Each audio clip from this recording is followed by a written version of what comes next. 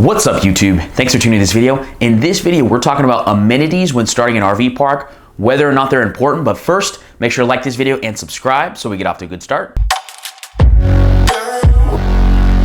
right, guys, so amenities is a question that a couple of you have asked me, and I made a video a couple weeks ago talking about the difference between tourist RV parks and affordable RV parks. You can watch that video above here, but essentially, I think personally that amenities depend on what type of park you are. So there's two different types of parks: a travel/tourist RV park and then an affordable RV park. Now, I think for the travel and tourist RV park, it's pretty important. People are coming in and out. There's a lot of, transient type of travelers coming through, and I think your amenities are going to be a way in which it'll call them to your park. And I think it is quite important. Whereas if you have an affordable RV park, I don't really think it's that important. Now, I have limited amenities. I only have an elevated patio cover. That's really all I have. I'm working on doing some, like a laundry area and possibly like a little pool, but right now it hasn't affected me not having any amenities. And that's because, and I hit on this all the time, is that if you're doing the affordable type of RV park, what's most important is that you're filling the demand and the necessity for affordable housing. And people can survive without amenities. It really, what's most important to them is that they're just trying to get cheap rent, and so you're fulfilling that need, and that's the most important thing. Whereas with the tourist RV park, you have a lot of competition, and so your amenities are very important. And whether that's pools or whatever it is, pools, like game rooms, stuff like that, outdoor patios, barbecue pits. All that stuff is super important for a travel RV park, but if you're just doing an affordable RV park, I don't personally think it's that important. Now, what kind of amenities should you have depending on each one? Well, I kind of hit on for the travel RV park. I think, once again, like a barbecue pit, great idea.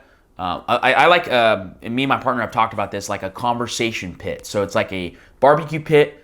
There's a bunch of chairs everywhere, like kind of lounging spot, and it's an area for people to have conversations at night over the fire.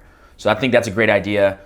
I think, like a laundry room is important, but, if people are just staying for a couple days, I think you can get by without it. But always, I think no matter where you are, washer and dryers are always a way to go. And then it's also a way that can kind of pay for itself because you can put a little coin machine on there.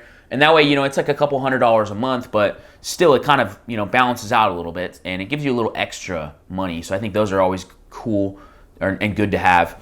Also, I think, pool, especially in the summertime here in Texas, it's hot. Depends on where you are, but pools are always a good idea. Always a great place to hang out. What else? I think maybe a little patio area, like a little pergola would be a good spot. Have some lounge chairs. If you want to go all out, you can put, like a little coffee shop, or you could build like a little structure or area where people can play pool. I personally like cornhole. I think cornhole is super fun and it's easy to do. You just need, you can get a cornhole set for like $100, and you just put the cornhole set out there, and people just they have a blast playing cornhole. So if you have a tourist or travel RV park, great idea. Also, I think another cool idea for amenities would be giant Jenga or giant chess. To me, that's always super fun. A lot of people are attracted to that. Chess, maybe not so much, although I like chess. I think Jenga, though, for sure is definitely something people love. So the giant Jenga would definitely attract people. And what else? I'm trying to think. That's, those are a couple good ones there for travel RV parks. You can kind of think about it and come up with some ideas. But I do think it's kind of important for travel RV parks. Now, going into affordable RV parks, I think definitely a washer and dryer, or a couple at least, is super important.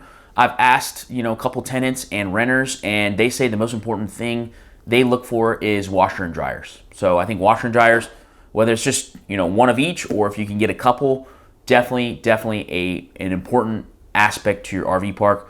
Also, I think maybe just like in general, an area where people can kind of go to get their privacy and relax. So maybe if you have a lot of property, you can make a little trail on your property so people can walk it and get some fresh air. I think, like I said before, like a barbecue pit is cool. I've actually even thought about doing like hammocks, and I actually have a couple hammocks on my property, but I haven't really set up spots for them, but I've set them up a couple spots. But I think hammocks are really cool.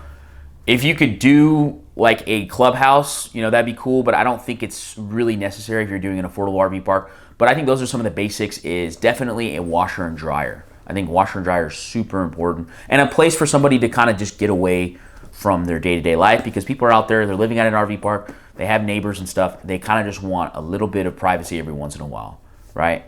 And what are the pros of putting in amenities? Well, I think some of the pros are that you are going to be able to, first of all, if you're a tourist RV park, same with an affordable RV park, but in general for tourist RV parks, you're going to be able to attract people to your park, and you're going to be able to market those things. So let's say you have a really nice pool, you can kind of lead with that. Or if you have a really nice barbecue pit, you can lead with that. And that'll help you market, that'll help you get people to your property, so that's really important. Also too, you can raise your prices a little bit. So if you have amenities to offer, even another one I just thought of right now for either or, but really is for travel RV parks, is a pickleball court. A lot of RVers and travelers love pickleball. So if you can put a pickleball court, I will come and play pickleball. But I love pickleball, it's super fun, and that really gets people excited, and they can be out there for hours, but they could be costly. But amenities are gonna help you raise your prices a little bit. They're gonna help you get people out there. If you're a long-term stay, it'll help you get more passive income, more monthly revenue, which is good. The downside is though that they can be really costly, especially if you put in like a clubhouse or pool. I mean, that could be tens of thousands of dollars. So just be aware of that. But overall, I think for like the tourist RV park, it is kind of important. You want to edge out your competition. You really can't be a tourist RV park without amenities. And I think they really make your park fun. It's all about the basic infrastructure, I get it, and especially for affordable living, that's the most important thing, and that's what I'm kind of hitting on is affordable RV parks, not as important. Travel RV parks, definitely important. Overall though, it brings some life to your park, makes it fun, and that's really when you know that you've kind of arrived, is when you're starting on the amenities. Because when you're starting off, it's just a struggle, man. You're not thinking about putting a court, you're not thinking about putting a pickleball court in, you're not thinking about putting barbecue pits in, you're just trying to get the job done. So when you get to the amenity phase, it starts to get kind of fun, you're excited about it, it's cool, it's a way to attract people. So you can get creative with it and think of different ideas, but hopefully this video gave you a little bit of value. If it did, give it a thumbs up. Make sure to subscribe. If you want to see my video, how I started my RV park from scratch, watch this video to the side here. If you want to see my story, how I went from busboy to RV park owner, watch this video on this side here. Thank you so much again for watching, and we'll see you in the next video.